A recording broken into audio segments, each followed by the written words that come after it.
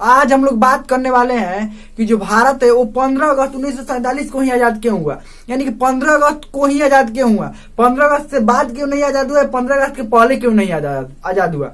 ये किसने डेट निश्चित किया कि ये देश है जो हमारा भारत जो देश है वो 15 अगस्त को ही आजाद होगा।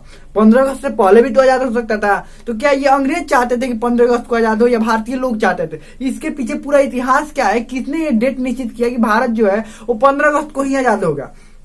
तो इसको पूरा विस्तार से हम लोग बात करेंगे, इसको आप अंत तक देखते रहिए, पूरा अच्छा से हम बात करेंगे। तो देखिए, ये अगर ये कहना होगा कि अंग्रेजों ने निश्चित किया कि जो 15 अगस्त ये भारत है जो वो 15 अगस्त को आजाद होगा, तो अंग्रेज तो क्या चाहते थे कि भारत कभी आजाद ना हो। लेकिन भारतीय लोग क्या चाहते थे कि भारत जल्द से जल्द आजाद हो, क्योंकि शासन की जिम्मेवारी कुल किसके पास है, भारतीय लोगों के पास है। तो पूरा डिटेल में बात करेंगे, थोड़ा इतिहास के थोड़ा पीछे बैकग्राउंड थोड़ा समझ लेते हैं। ये इतिहास समझना इसलिए जरूरी है ताकि ये अच्छा से समझ में आए कि 15 अगस्त को ही डेट निश्चित क्यों किया गया और किसने किया। तो सबसे पहले बात करते हैं 1857 की बात। ये सिपाही विद्रोह जिसे कहते हैं, सिपाही विद्रोह।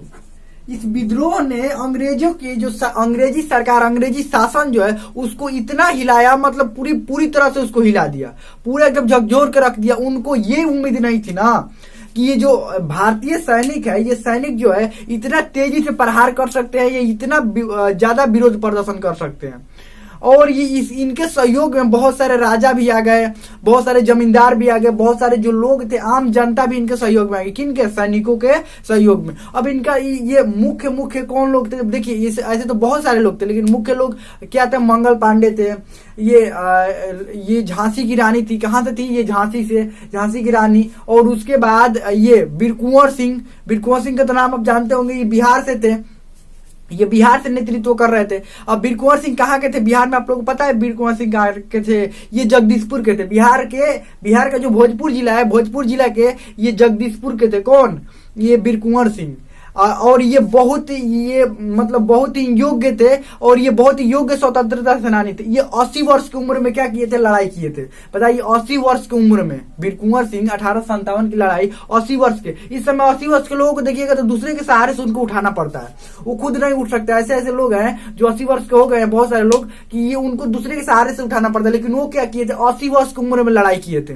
कितने वर्ष की उम्र में? 80 वर्ष की उम्र में। और वहां पर हम किला भी घूमने गए थे, ये बीर कुंवर सिंह का किला जो कि जगदीशपुर में है, वहां पर घूमने गए थे। वहां का जो वीडियो ही जल्द ही अपलोड हो जाएगा, वो किला के बारे में हम उसमें विस्तार से बताए हैं, और किला के अंदर का जो सीन है, किला कैसा है क्या है, वो पूरा अच्छा से हम दिखाए हैं। इस चैनल पर जल्द ही वो वीडियो अपलोड होगा बीर कुंवर सिंह का किला के बारे में, को किला कैसा था, वो उनका तालाब कैसा था, कुआं कैसा था, बहुत सारे चीजों के बारे में वहां पर हम बताए हैं। तो जल्द ही इस चैनल पर अपलोड होगा। तो चलिए आगे बात करते हैं। 1857 की क्रांति के बाद वो अंग्रेज क्या समझ गए कि इनको रोकना बहुत मुश्किल हो जाएगा, इसलिए इनको नियंत्रण में रखना पड़ेगा। किनको? भारतीय सैनिकों को। तो उसके बाद बहुत सारे नियम उन्होंने बनाए, बहुत सारे नियम कानून बनाए, और उसके बाद ये पूरी तरह से भारतीय सैनिकों पर उनका नियंत्रण स्थापित करने लगे, और चारों तरफ अपना नियंत्रण एकदम बहुत ही जबरदस्त कर दिए। और उसके बाद धीरे धीरे, लेकिन विरोध प्रदर्शन तो हो ही रहे थे, क्योंकि ऐसे अजीब कानून बनाते थे ना, विरोध प्रदर्शन उसका हो ही जाता था। और 1900 आते 1857 है ना, उसके बाद 1900 आते उनको अंग्रेजों को ये लगने लगा, 1900 आते उनको ये लगने लगा कि अगर भारतीयों को सत्ता में हिस्सेदारी नहीं देंगे तो और ज्यादा मात्रा में विरोध प्रदर्शन करेंगे। भारतीयों को ये लग रहा है कि अंग्रेज ही सिर्फ शासन कर रहे हैं, हमारे ऊपर अंग्रेज ही शासन कर रहे हैं, इसलिए भारतीयों को भी सत्ता में हिस्सेदारी देनी पड़ेगी। अब सत्ता के मतलब मुख्य सत्ता में थोड़े बैठा देंगे, नहीं, सोच रहे थे कि निचले स्तर पर थोड़े बड़े पद जो होते हैं ना, उन बड़े पदों पर, सरकारी बड़े पदों पर उनको भी बैठाया जाए। किनको? भारतीयों को। 1917 में मांटेग्यू घोषणा हुआ, जिसके अंतर्गत बहुत सारी घोषणाएं हुई, लेकिन मुख्य घोषणा क्या था? मांटेग्यू घोषणा मुख्य घोषणा था कि ब्रिटिश संसद में ये घोषणा किया गया कि भारतीय लोगों को भी उच्च प्रशासनिक पदों पर रखा जाएगा। ब्रिटिश संसद में क्यों घोषणा हुआ? ये तो भारत के लिए था ना नियम, लेकिन ब्रिटिश संसद में घोषणा क्यों हुआ? क्योंकि उस समय नियम ब्रिटेन से ही बनकर आते थे। अभी नियम हमारे भारत में, हमारा भारत देश आजाद है, अभी नियम कहाँ बनते हैं? ये भारत के जो लोकसभा में बनते हैं, लोकसभा में नियम बनते हैं, उसके बाद राज्यसभा में, और राज्यसभा के बाद राष्ट्रपति उस पर हस्ताक्षर कर दे तो नियम पूरी तरह से बन जाता है। लेकिन उस समय कहां पर बनते थे? वहीं इंग्लैंड में, वो नियम कहाँ बनता था? इंग्लैंड, और इंग्लैंड के संसद में वो नियम कहा जाता था कि हाँ ऐसा नियम है, ऐसा ऐसा होगा। तो क्या कहा गया कि बड़े प्रशासनिक पदों पर भी रखा जाएगा, ताकि भारतीय लोगों को ये ना लगे कि ये बड़े प्रशासनिक पद पर सिर्फ अंग्रेज रह रहे, हम नहीं रह रहे। आगे बढ़ते हैं, अभी और आगे बढ़ते हैं। लेकिन 13 अप्रैल 1919, 13 अप्रैल, देखिएगा ये पूरा विस्तार से समझिएगा, उसके बाद ही समझ में ये सारे बात आएगा। 13 अप्रैल 1919 का दिन तो याद ही होगा, जालियांवाला बाग हत्याकांड हो गया। इसमें बहुत सारे निहत्थे लोगों को मारा गया, तो पता ही है, बहुत सारे निहत्थे लोगों को चारों तरफ से गोलियां चलाई गई। ये बातें देखकर जितने भी सरकारी अधिकतर जो अंग्रेजी सरकार में सरकारी पदों पर नियुक्त थे भारतीय लोग, उन्होंने अपने नौकरी छोड़ दिया। बोले हमारे ही लोगों को मार रहे हैं ये लोग। कौन मार रहे हैं? अंग्रेज हमारे ही लोगों को मार रहे हैं। तो इसीलिए उन्होंने बहुत सारे लोगों ने नौकरी छोड़ दी। और ये जो रविंद्रनाथ टैगोर हैं, उन्होंने अपनी नाइटहुड की उपाधि लौटा दी। क्या कहा कि नहीं, हमें ये उपाधि नहीं चाहिए। और बहुत सारे जो लोग थे उन्होंने सरकारी जो नौकरी छोड़कर, वो अंग्रेजों की नौकरी छोड़कर और स्वतंत्रता संग्राम के लिए लड़ने लगे, स्वतंत्रता के लिए लड़ने लगे। क्या करने लगे? स्वतंत्रता के लिए लड़ने लगे। और ये स्वतंत्रता आंदोलन में भाग लेने लगे। इसके बाद लगातार आंदोलन बहुत सारे, जिसमें मुख्य आंदोलन देखिए, असहयोग आंदोलन, असहयोग आंदोलन, असहयोग आंदोलन। उसके बाद असहयोग आंदोलन बहुत ही जोरदार आंदोलन था। उसके बाद ये सविनय अवज्ञा आंदोलन, सविनय अवज्ञा आंदोलन, अवज्ञा आंदोलन, आंदोलन, सविनय अवज्ञा आंदोलन। अब देखिए बीच में बहुत सारे आंदोलन हुए, लेकिन ये जो बड़े बड़े आंदोलन की बात कर रहे हैं, सविनय अवज्ञा आंदोलन। उसके बाद भारत छोड़ो आंदोलन, भारत छोड़ो आंदोलन, छोड़ो आंदोलन, ये बहुत बड़ा आंदोलन। ये शब्द देखिए, भारत छोड़ो आंदोलन, आंदोलन 1942 में। अब इसके बाद अंग्रेजों को लगा ना कि भारत अब छोड़ना पड़ेगा, नहीं छोड़ेंगे जबरदस्ती लोग निकाल देंगे यहाँ से। इससे अच्छा है कि हम ही छोड़ दे भारत को। कौन? अंग्रेज। अब देखिए इसमें असहयोग आंदोलन में था कि अंग्रेजों से कुछ अपना मांग रखा जा रहा था, या उनके सामानों का विरोध किया जा रहा था, वो अपना सामानों का विरोध किया जा रहा था। यहाँ पर अपना सविनय अवज्ञा आंदोलन में कुछ बातें रखी जा रही थी कि हाँ ये बातें अंग्रेजों को माननी पड़ेगी, लेकिन यहाँ पर साफा सरकार को ही उखाड़ने की बात कहा जा रहा था।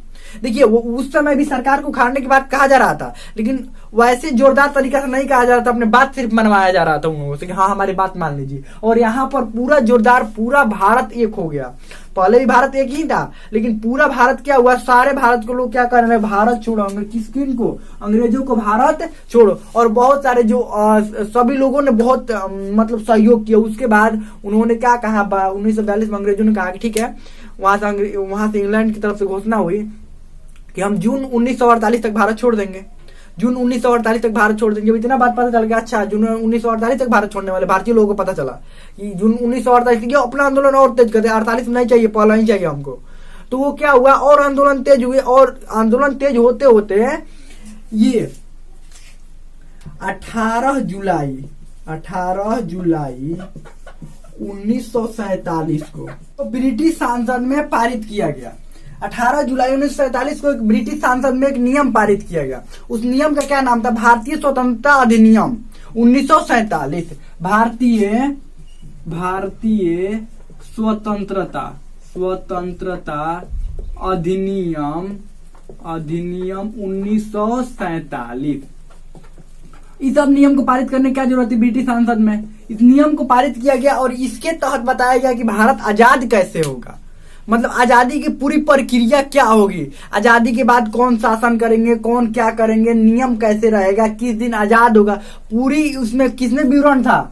भारतीय स्वतंत्रता अधिनियम 1947 में ये विवरण था पूरा कि भारत किस दिन आजाद होगा और आजादी के बाद क्या नियम रहेंगे, कौन वहां का शासन की जिम्मेवारी संभालेगा, नियम कैसे बना सकते, पूरा डिटेल में था। कहाँ के संसद में?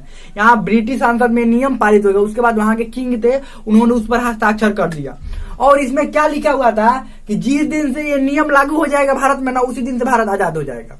और उसमें डेट क्या डाला गया था नियम लागू होने का? 15 अगस्त 1947। 15 अगस्त 1947 ये डेट डाला हुआ था उसमें कि भारत में इसी दिन से ये नियम लागू होगा। नियम लागू होते ही भारत क्या हो जाएगा? आजाद हो जाएगा। इसीलिए ये डेट किसने निश्चित किया था? ब्रिटिश सांसद ने ये निश्चित किया था। किसके द्वारा? भारतीय स्वतंत्रता अधिनियम के द्वारा। और ये ब्रिटिश सांसद ही नहीं, भारतीय लोगों को भी सहयोग था उसमें। जिसमें ये भारतीय स्वतंत्रता अधिनियम के तहत भारत को क्या किया गया, आजाद किया गया भारत को। और इसके तहत ये भी कहा गया कि ब्रिटिश नियंत्रण पूरी तरह से यहाँ पर खत्म हो जाएगा और ब्रिटिश पूरी तरह से लौटकर कहां पर चले जाएंगे, इंग्लैंड में चले जाएंगे। और पूरी शासन की जिम्मेवारी किसको दी जाएगी, भारत सरकार को। और वो अपने मन से कोई भी नियम बना सकती है, कोई भी नियम हटा सकती है, जो पुराना नियम है उसे खत्म भी कर सकती है, नए नियम कोई भी बना सकती है। वो अपने सुविधा अनुसार कुछ भी कर सकता है, किसके अनुसार, भारतीय स्वतंत्रता अधिनियम। इसमें और भी बहुत सारे पॉइंट्स थे। तो ये इसी के तहत भारत क्या हुआ, आजाद हुआ। और बहुत सारे जो नियम थे वो नियम बने किसके तहत, भारतीय स्वतंत्रता अधिनियम के तहत भी बने। हम लगता है बहुत अच्छा समझ में आ गया होगा कि भारत आजाद ये 15 अगस्त को ही क्यों हुआ, क्योंकि इसमें वही डेट लिखा हुआ था किसने, भारतीय स्वतंत्रता अधिनियम में। हम लगता है कि समझ में आ गया होगा। कोई भी डाउट हो, कोई भी क्वेश्चन हो तो आप कमेंट में पूछ सकते हैं। हम लगता है कि समझ में आ गया होगा।